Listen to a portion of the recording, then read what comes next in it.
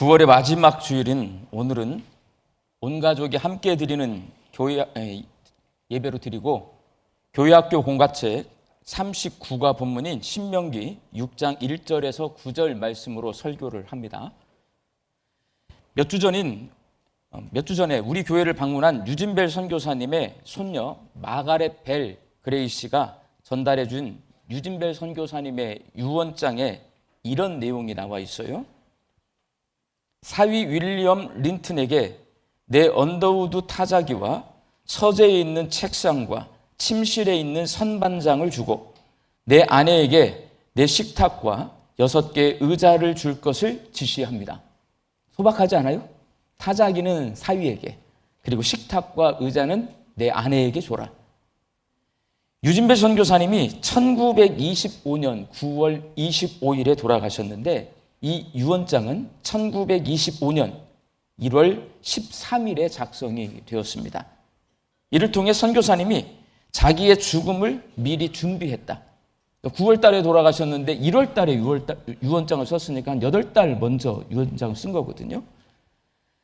그리고 유진벨 선교사님의 유언장은 유언장 형식을 잘 갖추고 있습니다. 이렇게 썼더라고요. 제일 먼저, 저는 미국 켄터키주 쉘비빌 시민인 유진벨이며 일시적으로 한국의 광주에 거주하고 있습니다. 이것이 제 유언장임을 선언합니다. 이 선언으로 시작을 해요. 유언장 첫 구절이. 그리고 나서 18가지 항목으로 자기가 가지고 있는 재산을 누구에게 물려줄 것인가 그걸 다 일일이 나열을 합니다. 그리고 맨 마지막에 이렇게 써 있어요. 1925년 1월 13일에 광주에서 유진벨이 서명하고 선언한 이 유언장을 그의 요청에 따라 증인으로서 우리의 이름을 여기에 서명합니다. 광주의 우월순 선교사님이 증인으로 서명을 했더라고요. 군산의 조셉 하퍼, 목포의 애니 그레이, 이렇게 증인들이 서명함으로 이 유언장이 딱 끝맺혀요. 이 유언장을 누가 봐도, 저뿐만 아니라 누가 봐도 이건 유언장 형식을 갖추고 있다라는 것을 알 수가 있습니다. 솔직히 저는 유언장을 작성하지 못합니다. 왜? 한 번도 유언장을 써봐야 되겠다라는 생각 해본 적이 없어요. 그리고 누구에게도 유언장을 작성하는 방법 배운 적이 없습니다. 제가 알기로는 유진벨 선교사님이 사위에게 유산으로 남겨준 언더우드 타자기거든요. 그 당시 제일 유명한 타자기가 언더우드 타자기예요. 그 타자기로 자기가 직접 이 유언장을 작성한 걸로 알고 있습니다. 유진배 선교사님이 이렇게 형식을 갖춘 유언장을 작성할 수 있었던 것은 부모님의 유언장을 참조했을 거라고 저는 생각을 해요. 왜?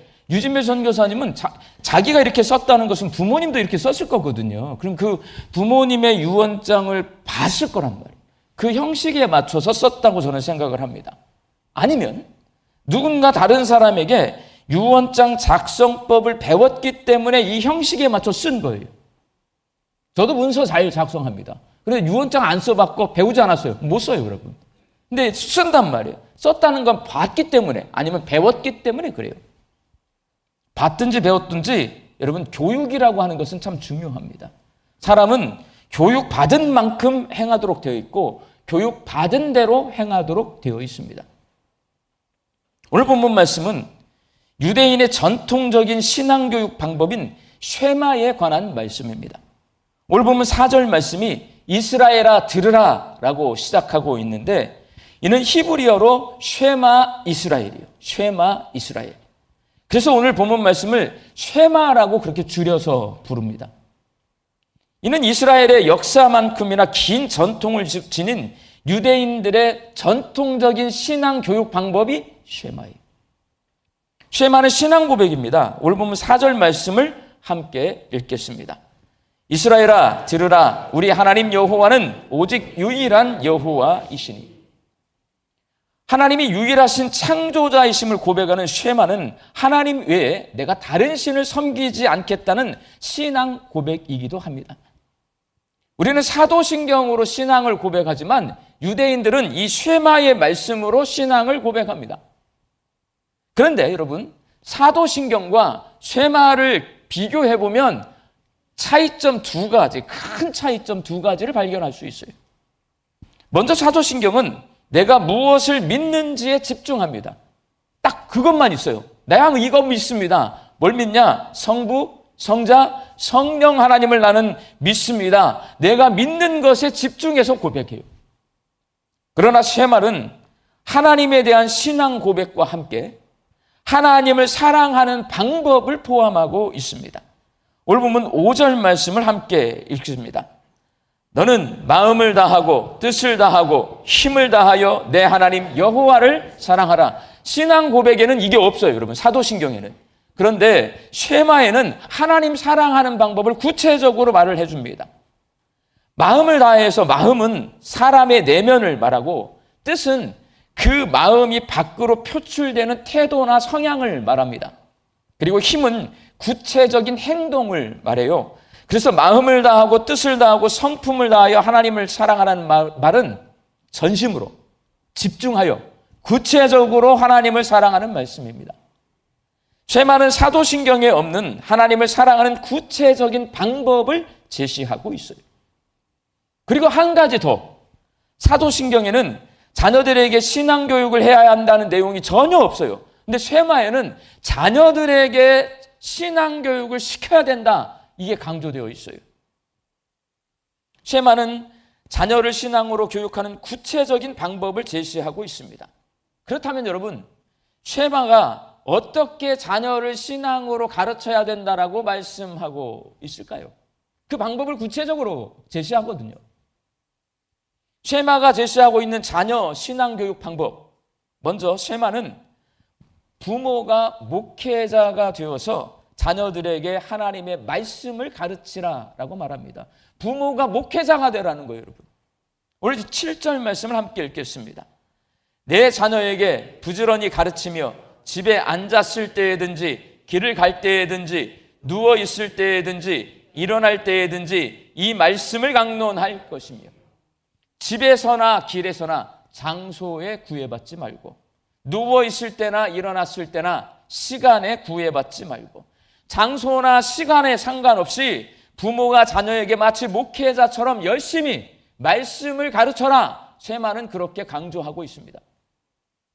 이때 부모가 자녀에게 가르쳐야 할 말씀이 바로 이스라엘아 들어라. 우리 하나님 여호와는 오직 유일한 여호와이시니 너는 마음을 다하고 뜻을 다하고 힘을 다하여 내 하나님 여호와를 사랑하라. 이 말씀을 가르치라는 거예요. 쉐마는 목회자 같은 부모가 되어서 자녀에게 본을 보이며 쉐마의 의미를 가르치고 말씀을 가르치라 라고 그렇게 강조하고 있습니다. 그리고 쉐마는 자녀들의 신앙교육을 위해 부모가 집, 가정을 예배당으로 만들라라고 말씀합니다. 쉐마는 부모가 가정을 자녀들이 하나님의 말씀을 듣고 생각하고 말씀대로 살겠노라고 결단하는 예배당으로 만들라고 강조합니다. 오늘 보면 8절과 9절 말씀 함께 읽습니다. 너는 또 그것을 내 손목에 매어 기호를 삼으며 내 미간에 붙여 표로 삼고 또 내 집 문설주와 바깥문에 기록할지니라. 집을 드나드는 출입문과 문설주에 문패 대신에 쉐마의 말씀을 기록해 놓고 손목과 미간 사이에 쉐마의 말씀을 부착해서 자녀들이 집에서 이 말씀이 얼마나 중요한지를 눈으로 보면서 부모들에게 가르침을 받으면서 생활할 수 있도록 힘써서 가정을 마치 예배당으로 꾸며서 자녀들이 쉐마의 말씀대로 살 수 있도록 가르치라. 쉐마는 강조하고 있습니다. 이런 말씀을 들으면 굳이 이렇게까지 해야 되나? 라고 생각하는 분들이 많을 겁니다. 그렇지만 유대인 부모들은 이 쉐마의 구정을 단순히 종교적인 상징이나 어떤 의식으로 받아들이지 않고 실제로 이를 실천합니다.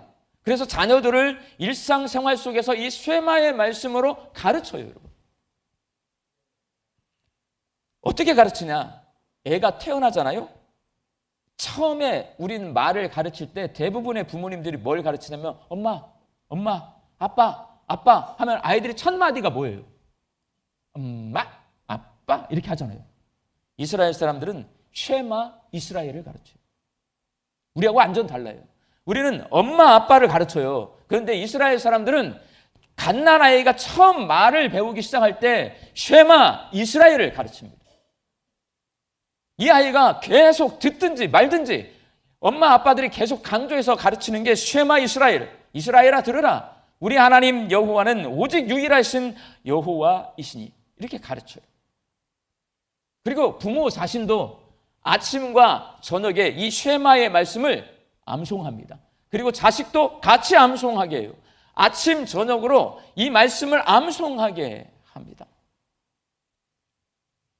유대인들은 어렸을 때부터 쉐마의 말씀을 교육받고 자라나서 성인이 되어서도 매일 쉐마의 말씀을 암송합니다. 그러다 보니 유대인이 죽을 때 가장 많이 남기는 말이 뭐냐면 쉐마 이스라엘.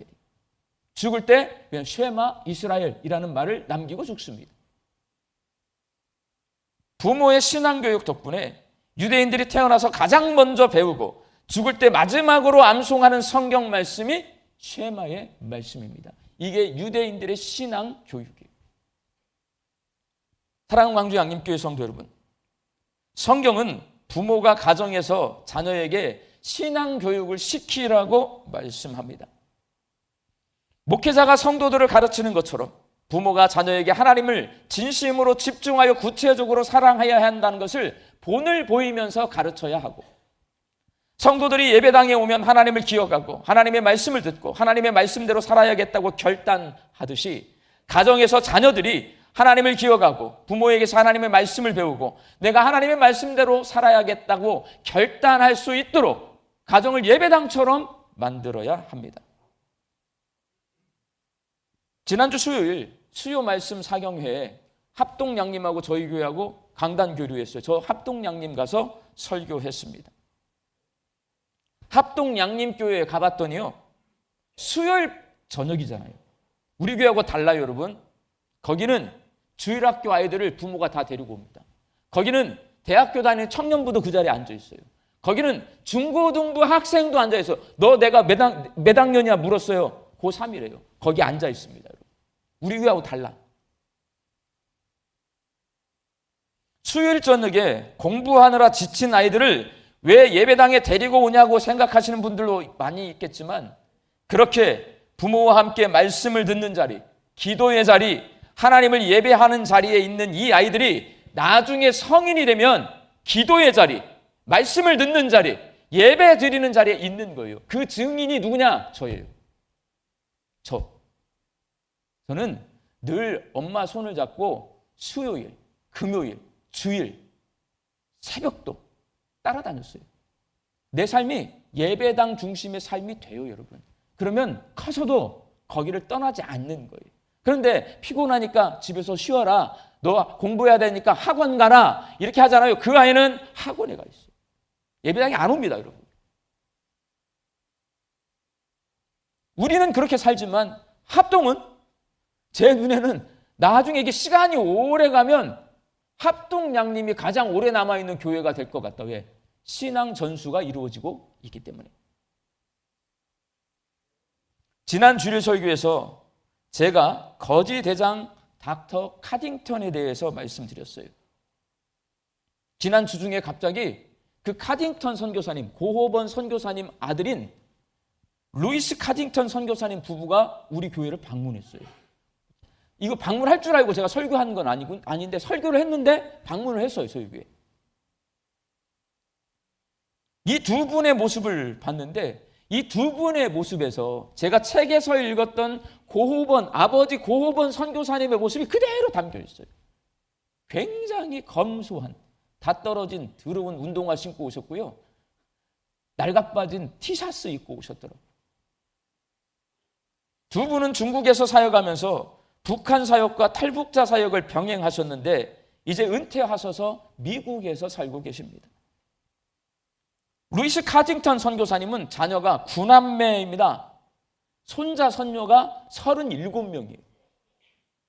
남편 카딩턴 선교사님은 자녀를 4명 낳기를 기도했대요. 원했어. 아내인 미세스 카딩턴 선교사님은 자녀를 5명 낳기를 원했어요. 합하면 몇이에요? 9명이에요. 그래서 내가 당신들의 뜻을 이뤘습니다라고 했더니 얼굴 표정이 안 좋아져요. 뭐라고 말씀하시냐면 하나님이 행하신 일입니다. 우리하고 생각이 달라. 신앙 전수가 잘 되어 있더라고요. 자녀들을 9명 낳게 된 이유, 이 아이들을 선교사로 보내기 위해서예요. 우리하고 생각이 달라. 많이 낳아서 농사일 많이 시켜 먹으려고 아들 많이 낳는 게 아니고 선교사 보내려고. 그래서 그 자식들이 대부분 다 선교사, 목회자 아니면 교회 사역자예요. 그분들의 모습을 보면서 양림동을 찾아오셨던 선교사님들처럼 살지 못하는 내 모습이 부끄러웠어요. 항상 선교사님들 이야기를 읽잖아요. 여기 양림교회 와서 제가 선교사님들 이야기를 되게 많이 읽어요. 제가 부끄러워요. 내가 살지 못하는 모습으로 살고 있는 그 두 분, 카딩턴 선교사님 부부를 보면서 부럽기도 해요. 나는 못 사는데 그분들은 살고 있으니까.